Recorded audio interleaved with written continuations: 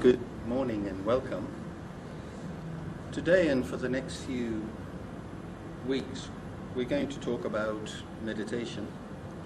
It's a subject that everybody's interested in, many people want to do, and so I thought it might be good to talk about meditation in a purely practical way so that those of you who would like to take up this practice would be able to.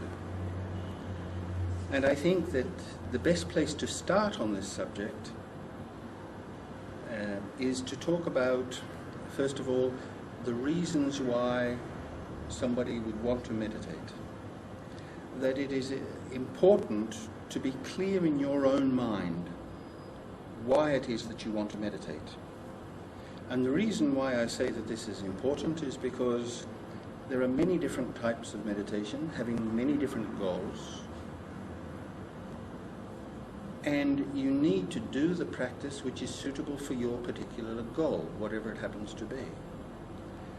Now, it seems to me that you could say that the people who meditate for, or who are interested in meditation, are interested for one of three reasons. Practical reasons, or what I would call therapeutic reasons, or for want of a better term, for transcendental reasons. I think that the majority of people are interested in meditation for practical reasons. That is, they find that their life is very stressful, or they find that they've got a lot of anxiety, or they're not as happy as they would like to be, and they think that meditation will help them, and so they take up meditation to help improve the quality of their life. Now, all the research, and there is a lot of research on this subject now, indicates that meditation is very, very good for this. It actually does help you to relieve stress, and it does increase the quality of your life. So that's the first reason why people would take up the practice of meditation. The second reason why people would take up the practice of meditation is for therapeutic reasons. They have a serious psychological problem. They're suffering from clinical depression, or a great deal of anxiety, or perhaps even schizophrenia or something like this, and they think that meditation is going to cure them. They think that meditation is going to restore them to normality. Now, once again, meditation, given certain circumstances, has been shown to be able to assist people with some of these serious personality or psychological problems. So that would be a second reason why people take up meditation. And the third reason people would take up meditation would be what I would call for transcendental reasons. They want to attain union with God, or they want to attain nirvana, or they want to attain the first stage of enlightenment. And again, this is the whole purpose of meditation from the Buddhist perspective. The last two steps on the Buddha's Noble Eightfold Path are Samma Sati and Samma Samadhi. These are two of the practices that orientate us towards and help us to attain a transcendental state called enlightenment. So this would be the third reason why somebody takes up meditation. Now, my feeling is that the second and the third reasons for taking up meditation, which I've just talked about, are problematic. While meditation could be very helpful to helping somebody in a therapeutic sense, the reality is that most meditation teachers are not experienced at guiding somebody who has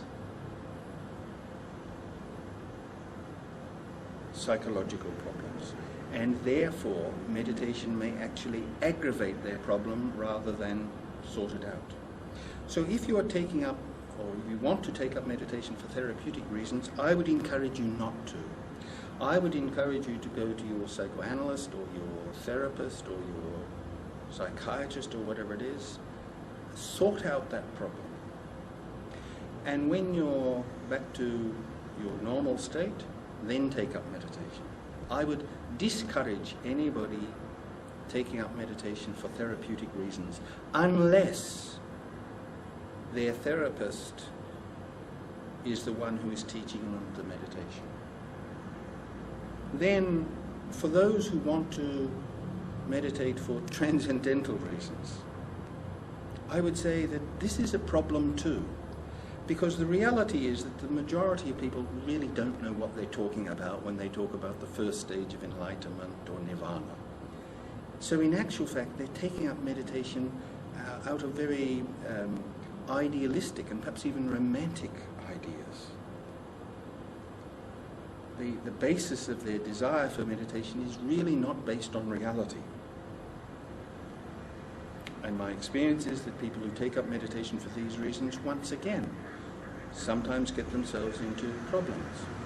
The main problem being they become obsessed with so-called steps or stages that they're supposed to have attained or that they hope to attain. They get very caught up in these sort of theoretical steps and stages. Or the other one is they become very frustrated. You know, I've been meditating for 3 years and I'm still not enlightened. They become very frustrated. So my feeling is that the best reason to take up meditation is for purely practical reasons. To psychologically sort yourself out. To attain a degree of mental clarity and calm so that you can function in the world better. And the reality is, of course, that even if you take up meditation for transcendental reasons, you'd have to pass through this stage anyway. So today and in the future, I'm going to talk about meditation purely from a practical point of view. So let us consider that our goal in practicing meditation for the time being is purely practical. To help me function in the world better, to become a more relaxed, a more happy, a more tranquil person. Somebody who can deal with the knocks and blows of ordinary life. Now the second issue we have to look at when we're talking about meditation, and specifically Buddhist meditation, is this: that Buddhist meditation is a part of a whole system. It is a part of the Buddha's Noble Eightfold Path. The Buddha didn't teach the Noble Onefold Path, right meditation. He taught the Noble Eightfold Path, of which things pertaining to meditation are in 2 of these stages. So, for example, you know, a battery or a spark plug or something like that gets a car moving. But if you only have the battery or the spark plugs in the car, it won't move. It's an essential part of getting a car to move. But in actual fact, all the other parts are essential too. So anybody who's taking up meditation needs to consider following the 5 precepts. Practicing right speech, avoiding drugs, alcohol and other drugs, and things like this. Meditation divorced from the other steps on the Noble Eightfold Path is unlikely to be as helpful as it would be otherwise. In other words, practicing meditation while making absolutely no other changes or modifications to your life, your behavior, your attitude is unlikely to be helpful. So, first of all, we have to be clear about why we want to meditate. Secondly, we have to be clear that meditation is a part of a whole. It can't be taken out of that whole and be expected to produce results.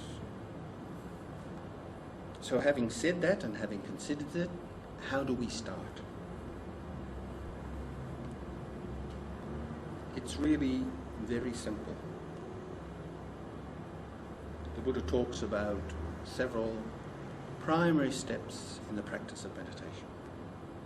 4 of them, in fact. In the Satipatthana Sutta and several other suttas, he talks about, first of all, the place where you should meditate, the posture you should adopt for meditating,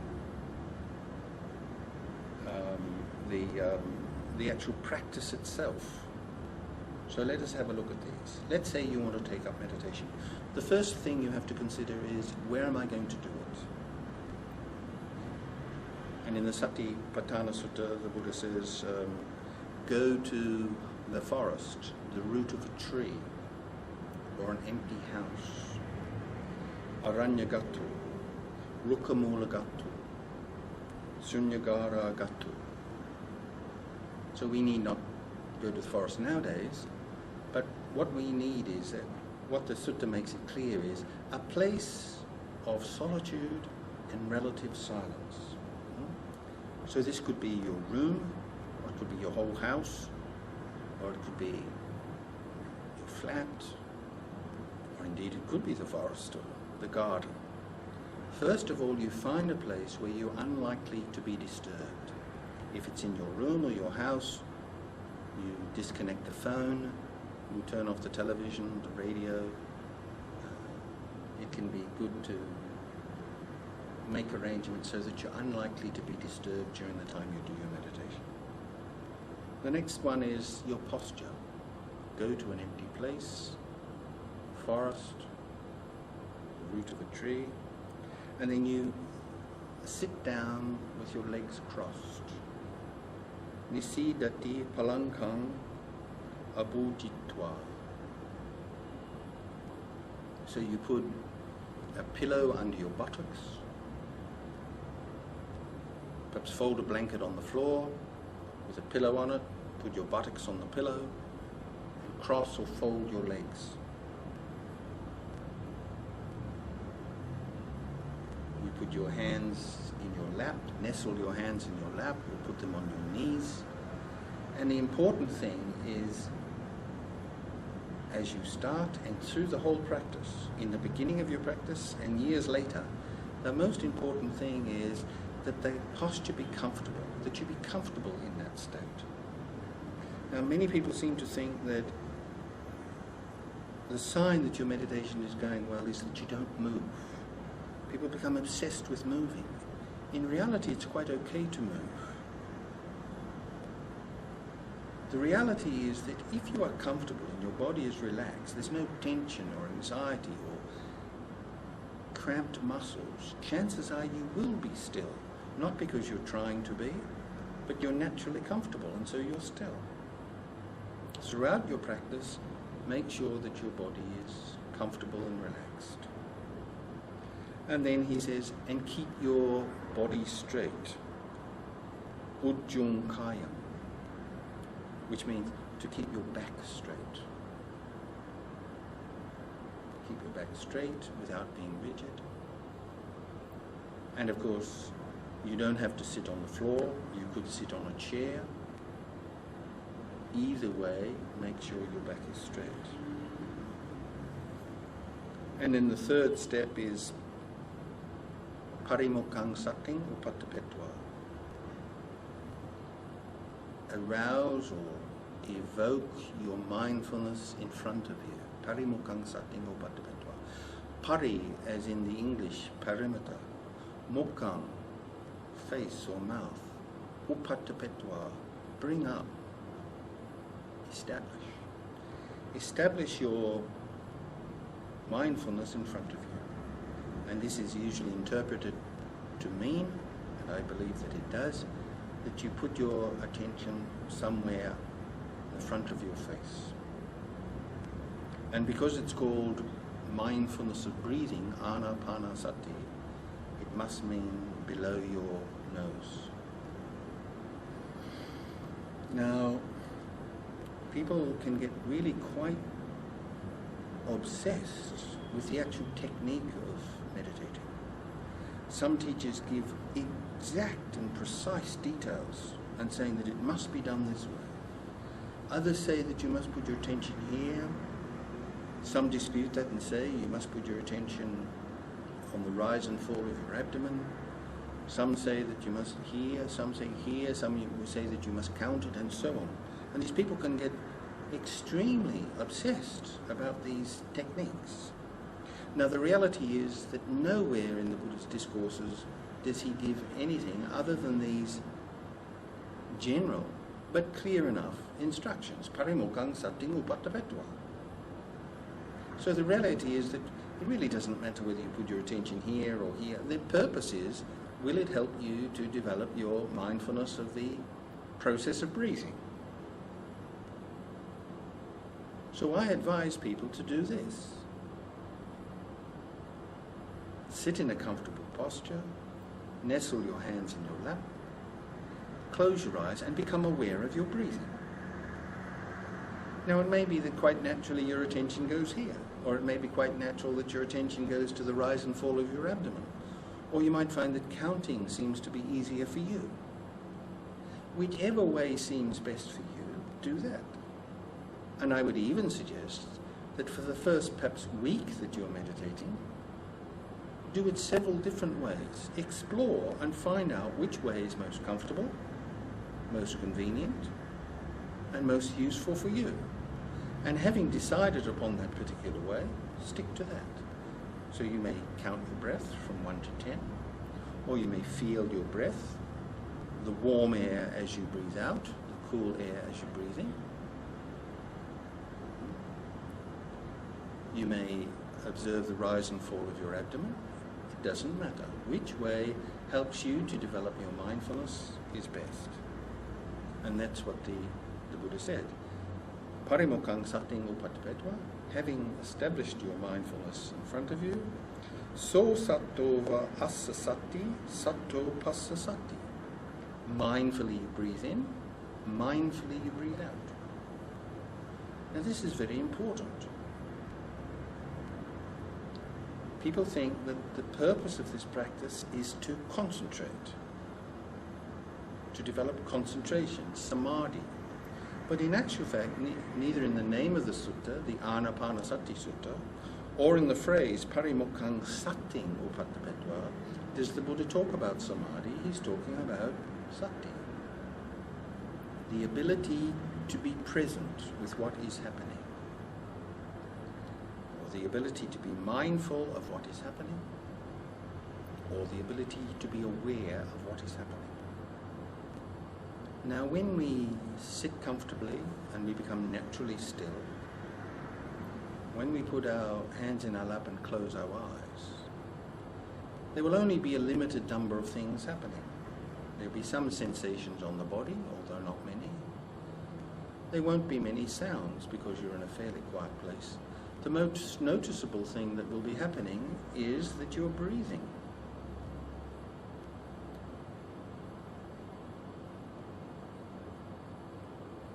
You're breathing all of the time. Since the moment you were born, you were breathing, but we hardly ever are aware of this wonderful, rhythmic, gentle behavior. Here what we do is we put aside all the clutter and concerns of ordinary life, we sit down quietly and start to become aware of ourselves, perhaps for the first time. With the eyes closed, sitting in a quiet room, we become aware of the fact that we are breathing. Now inevitably, we will start to become aware of other things. Thoughts will arise, probably lots of them. Our attention may be taken away by noises outside.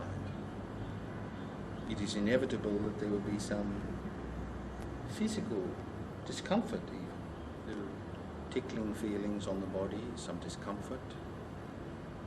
None of this matters. None of this should be seen as a hindrance. None of it should be labelled a distraction. Simply note those experiences. Notice that you are no longer aware of your breath, and simply reassert your presence on your breath. Be here now.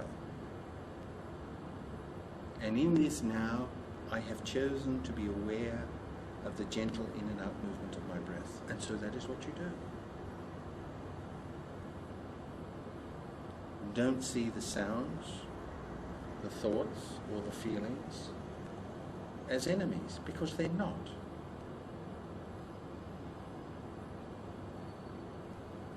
So each time you notice that your attention has gone away to a sound or a thought or a feeling, simply know that that is happening and return to your breath. Reassert or re-establish your attention on your breath. Now, the next question is, how long should I meditate for? How long should I do this for? How long should I sit on a chair or with my legs crossed or folded on the floor and meditate? I recommend you do this. For the first week, at least once a day, do this practice for 15 minutes. Today, most clocks or watches have got some sort of alarm on them. Set your alarm for 15 minutes and put it behind you so that you're not looking at it all the time. And in that time, say, well, for the next 15 minutes, it doesn't matter what happens, I'm simply giving myself to being aware of my breathing. And just do that. So for the first week, you do it for 15 minutes. Next week, you extend it by 5 minutes. The week after that, you extend it by 5 minutes until you've got up to 45 minutes, and then you leave it at that. So starting with 15 minutes, gradually each week, adding 5 minutes to the time you meditate until you get up to 45 minutes. Another question that people ask is, what do I do if there's some irritating feeling, or my legs are aching, or my buttocks have become numb?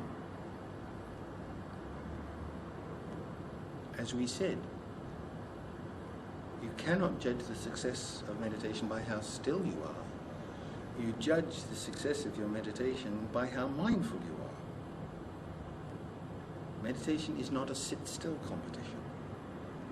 So if it happens that you're meditating and then you notice a cramp in your knee or whatever, once again you simply note that and return to breathing mindfully.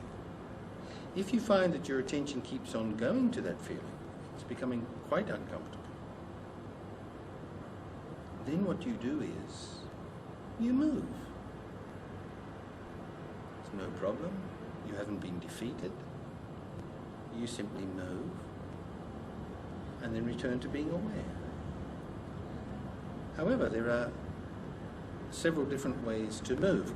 One way is to move the way we always do, which is without any awareness at all.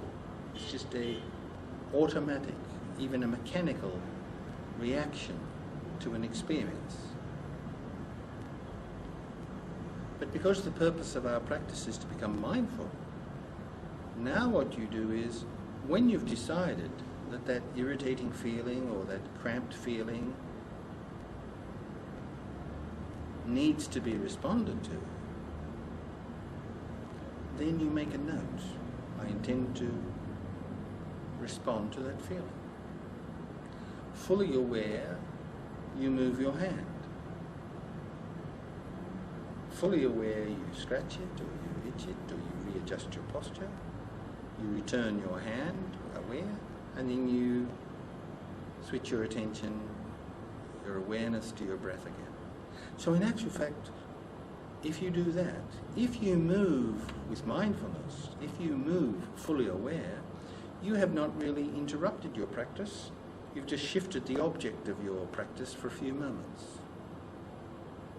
So there's a continuum and there's no problem. Don't turn your meditation into a sit-still competition. How you judge the success or otherwise of your practice is not by how still you sit or how long you sit, but how mindful or aware you were. And if you do that, your meditation will be fruitful and it will help you. So next week we will start talking about the second stage in the practice of meditation. This week we've talked about, first of all, why you should meditate, for purely practical reasons. Then we talked about the 4 stages: finding a suitable place, putting your body in a suitable posture,